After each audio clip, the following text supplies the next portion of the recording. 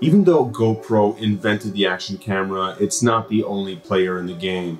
There are companies coming out of the woodworks right now producing action cameras, and some of them are actually pretty good. You have the Yi, the Akano, and the GitUp. This one here, the Git2P, just came out at the beginning of 2017, and we're one of the first people to actually get our hands on it. It's a pretty good camera, solidly built. It's not up to par to what you're gonna find for the GoPro Session or the new Hero 5, but it's still a really solid build. They have an interesting thing where you can actually remove the front cover and change it for a different colored cover. And that's kind of cool. It's something that you can spot from far away sometimes if you're trying to locate your camera, but it's just a gimmick. Most action cameras are really about the specs. It's about the sensor and about the lens. For the Git2P, the P stands for Panasonic sensor. Now most cameras out there, action cameras or otherwise, they use Sony sensors. In this one here, the Panasonic sensor lends a different color chemistry to it. It's kind of the difference between shooting Fuji, Canon, or even Sony for that matter.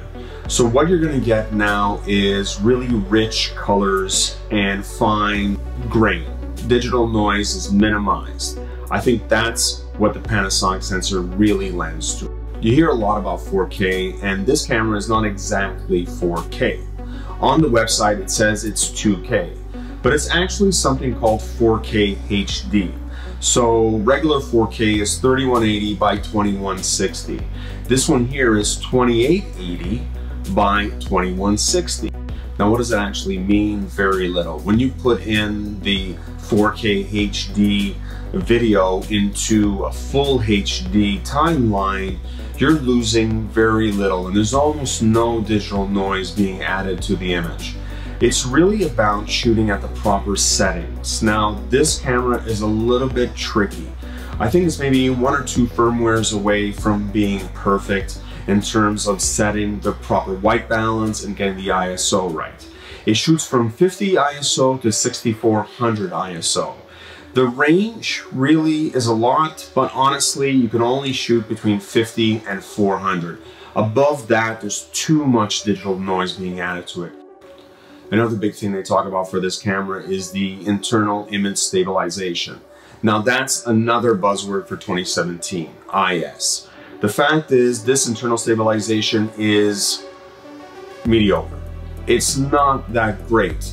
It doesn't really work well for rolling shutter, and that's not what internal stabilization is for anyway. So that's the wobbling you get sometimes when you go side to side or up and down too quickly.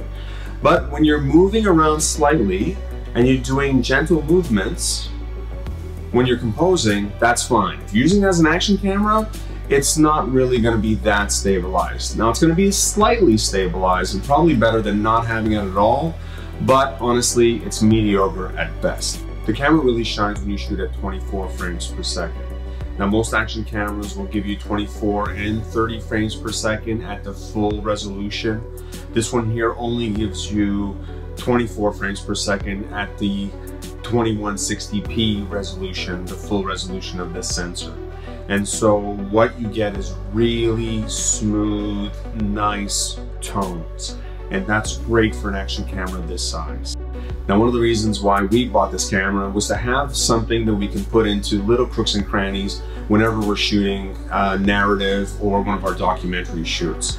It has 90-degree field of view.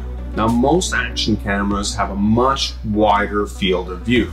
Now, they'll range between 180 to about 120. You'll see the almost fisheye that you get from a lot of the GoPros and other action cameras. Well, this one here has 90 degrees. That's almost equivalent to 24 millimeters when you're looking at a 35 millimeter camera.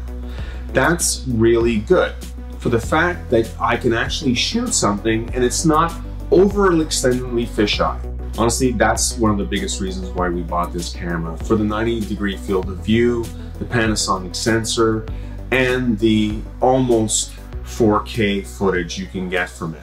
I'm going to be shooting a lot of narrative stuff with this, as well as a lot of the documentary shoots. It'll be the C camera for us. It's really nice to have an action camera that's growing past just being thrown in the mud and picked up afterwards.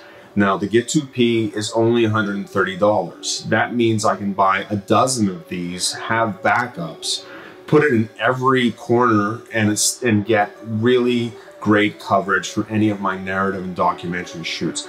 And that is golden for any filmmaker.